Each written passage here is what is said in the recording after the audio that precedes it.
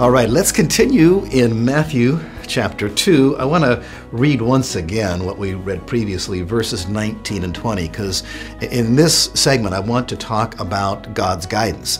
God led Joseph on this occasion through a dream, and that is one way that God leads us, but that's not the only way God leads us. I would say in my experience over the years, trying to determine God's guidance, more than any other way, God guides us, of course, through His Bible and through the Scripture. I got a copy of the Bible on my computer here in case you're wondering why I'm pointing to my computer. God's looking for people who are going to obey His general commandments to everybody. And it would make sense, wouldn't it, that before He begins to give us specific guidance, He'd want us to be following His general guidance that applies to everybody. And so when people are looking for specific guidance, they first need to ask themselves, am I already following the guidance God gave me? Why should I expect God to give me more guidance if I'm not following the guidance He already has given me? All right? So God gives His guidance, listen closely, to people who are obedient, to holy people. And come on, isn't that just borne out in Scripture as well as in our own experience and so forth? People that are going their own way, God's not apt to give them specific guidance because they're not listening to the general guidance anyways. Right? And then here's something else to learn. That same principle applies. God, even in His specific guidance, God first gives general guidance. Like, for example, anyone who has been called by God to serve in vocational ministry. Now, everybody's called to serve in ministry, but vocational, that is, you're going to do this for a living, every day of your life. Or you might can take the weekends off, sure. God gives them that calling, but they don't know exactly what He wants for them yet. And, you start off doing something for the Lord.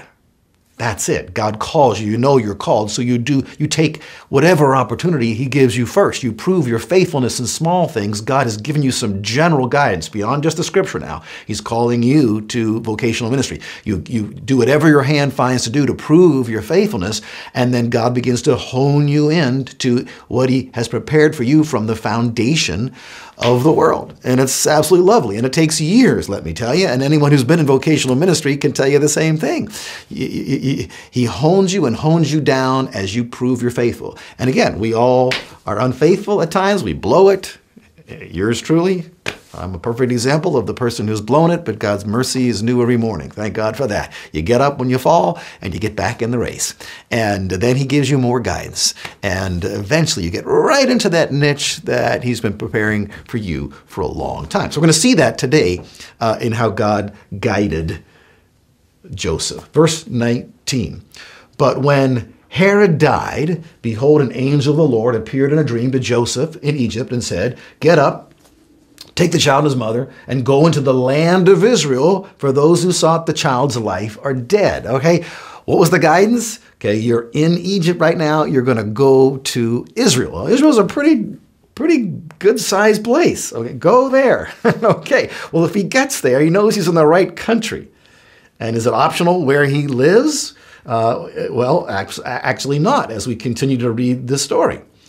So Joseph got up, verse 21, took the child and his mother, and came into the land of Israel. So now he's followed the initial guidance that God has given him. He's in the right country. Verse 22, but when he heard that Archelaus was reigning over Judea in place of his father Herod, who died a few verses ago, he was afraid to go there. Okay, so he's trying to figure out, where am I supposed to go in Israel? And then after being warned by God in a dream, so here's another dream, he left for the regions of Galilee. Right? So Israel was divided north and south, Judea and Galilee, and he's getting a little bit closer now. It's a little bit more specific, and he's warned by God, in a dream. We don't get the specifics there, but as a result of that dream and as a result of his fear of Herod's son, he heads toward the regions of Galilee, and of course, Galilee was where. I made one mistake.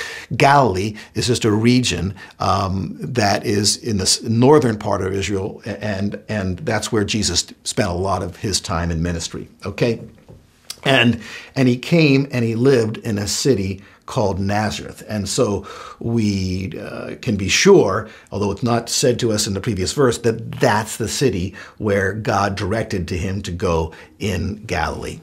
Okay, and this was to fulfill what was spoken through the prophets, he shall be called a Nazarene. So, it's nailed right there that it was God's will for him to go to Nazareth. But can you see, that's not what he told him at first. No, sir. He told him, first of all, get out of here, go to Israel, general guidance. He makes the step of faith. He begins moving in the right direction. He gets across the border into Israel, and now it becomes more specific. I want you in the region of Galilee. I want you in a town called Nazareth. And apparently that is the town where Jesus Christ spent quite a few years of his childhood growing up.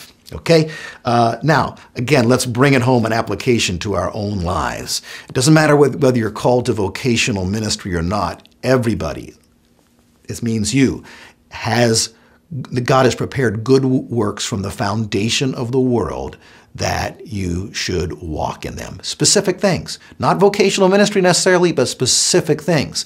Well, you can be praying for God to give you that guidance, but he probably isn't going to get you right into that perfect niche that he had planned for you until you start doing what Scripture says, following the general commandments, right? Okay? And then as you seek his guidance, doing whatever your hand finds to do to prove that you'll do anything. Lord, I just am your obedient servant. I want to follow you. And as you take those steps of faith, the guidance month by month, sometimes it's year by year, you slowly, as you prove your faithfulness, get closer and closer to God's perfect will for you. Okay?